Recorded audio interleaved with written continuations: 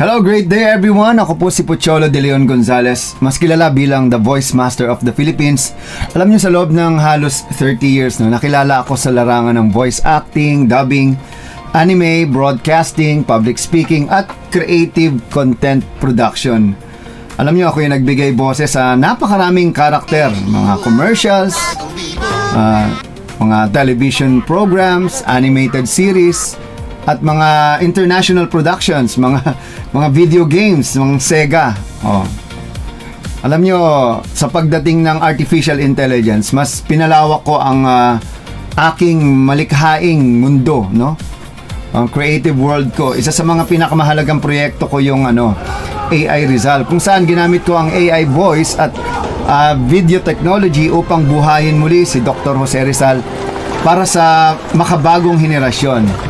Na-feature rin ang aking mga projects sa iba't ibang media channels, online platforms, at syempre yung dalawang beses pala ito na feature sa TV Patrol. At syempre, ako rin yung gumawa kay sa kauna-unang AI reporter, animated reporter sa Pilipinas, si Ira at Ivan sa Balitang AI. Under yan ng AI Talks with the Voice Master. At ngayon, gumagawa ako ng bago at napakalaking project, yung AI animated series na Pepe, ang Batang Henyo. Kwento ito ng isang batang Jose Rizal na mapupunta siya sa taong 2030. Makikita niya ang modernong Pilipinas, ang kapangyarihan ng technology at ang mga problemang kailangang harapin ng bagong henerasyon. Layunin nitong ipakilala si Rizal sa mga kabataan sa paraang may mas makabago, no, mas relatable at mas nakakapanabik, no. Pero sasabihin ko ng diretso, mahirap gumawa ng AI animation series. Sobrang hirap. Nung una kasi isa-isa kong ginagawa yung bawat bahagi, no. Gumagawa muna ako ng script. Pagkatapos ay AI photo para sa bawat eksena.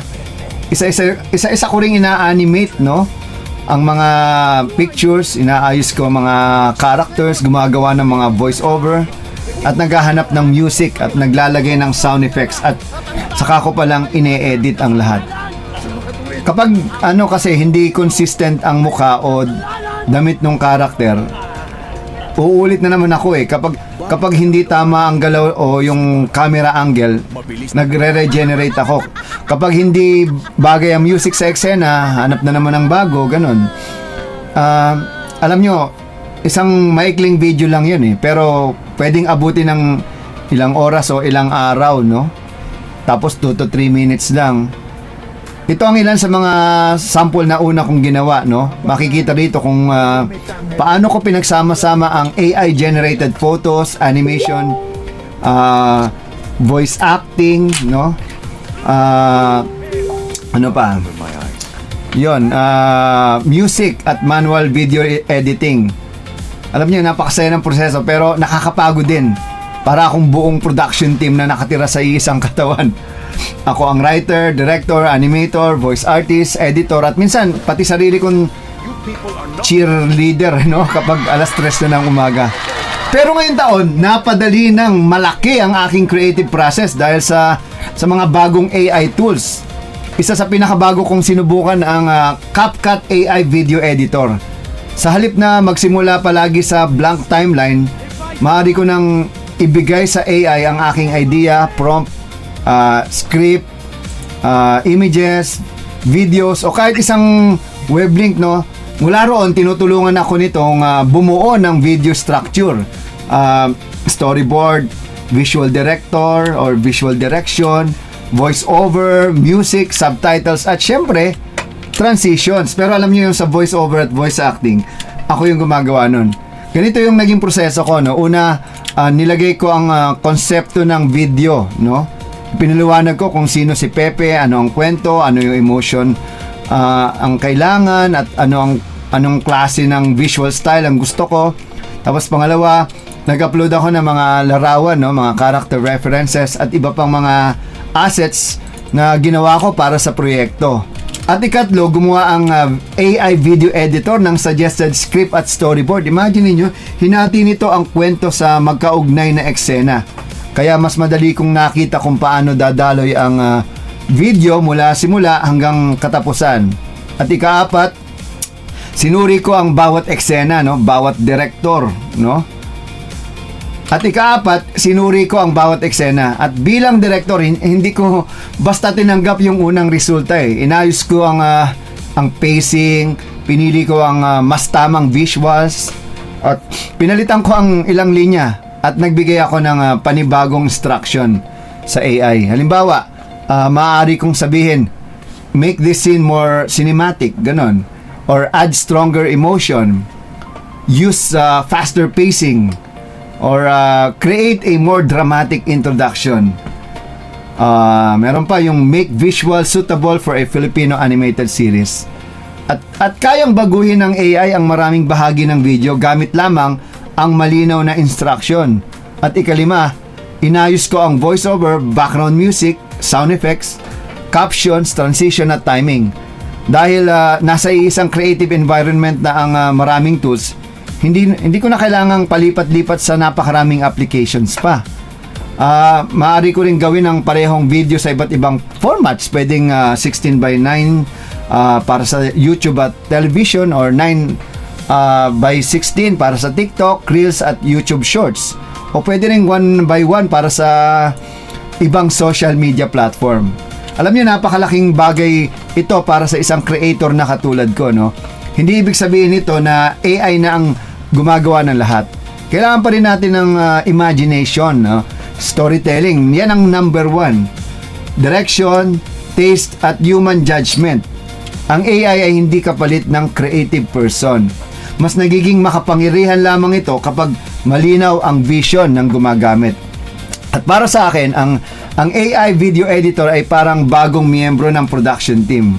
Mabilis ito, maraming kayang gawin at hindi nagrereklamo kahit paulit-ulit mo pang sabing hindi pa tama o hindi tama yan o isa pa yung, no? At bilang isang voice director at voice artist, sanay akong magbigay ng malinaw na direksyon sa mga voice talent, mga artist, no? Ngayon natutunan ko ring i-direct yung AI eh. At kapag mas malinaw ang instruction mo, mas siyempre maganda yung resulta.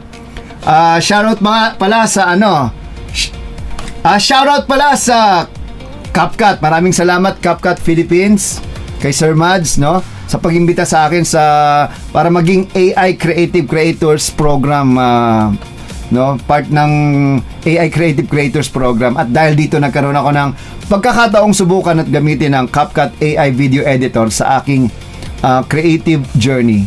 At napakalaking tulong nito sa paggawa ko ng Pepe, ang Batang Henyo. Ang dati kasing napakahabang proseso ng paggawa ng script, visuals, animation, audio, at syempre video editing ay mas mabilis at mas organisado at mas madaling i-manage ngayon, no? Sobrang consistent. Dati pa iba-iba pa ako. Ito, makikita niyo yung old videos ko, yung introduction.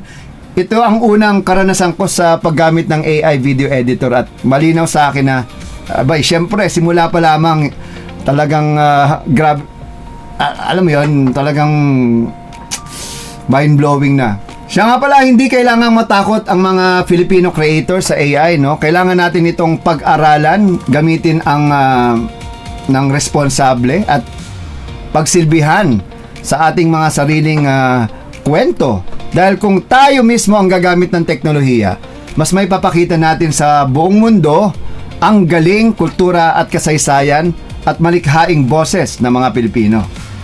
Siya nga pala, ako po si Pocholo de Leon Gonzales, the voice master of the Philippines. Mula sa voice acting hanggang AI animation, patuloy tayong lilikha, matututo at magbibigay boses sa mga kwentong dapat marinig. O, abangan nyo ang Pepe, ang Batang Henyo. Dahil sa panahon ng AI, hindi sapat na may magandang idea ka lang. Kailangan mo rin itong bigyan ng boses, buhay at puso. Alright, so have a great day everyone. Mabuhay. Thank you very much, CapCut Philippines. In a world haunted by shadows, where truth trembles beneath the storm. You freed them, but not from monsters like us. Pepe, young, brave, trembling. Who are you? We are selfishness. We are the ones who smile in daylight and devour everything at night. I have the book! You can't stop me! Insolent child, that power is mine! Never! I won't let you! Then perish! I stand against you! Your darkness will not prevail! Feel the light!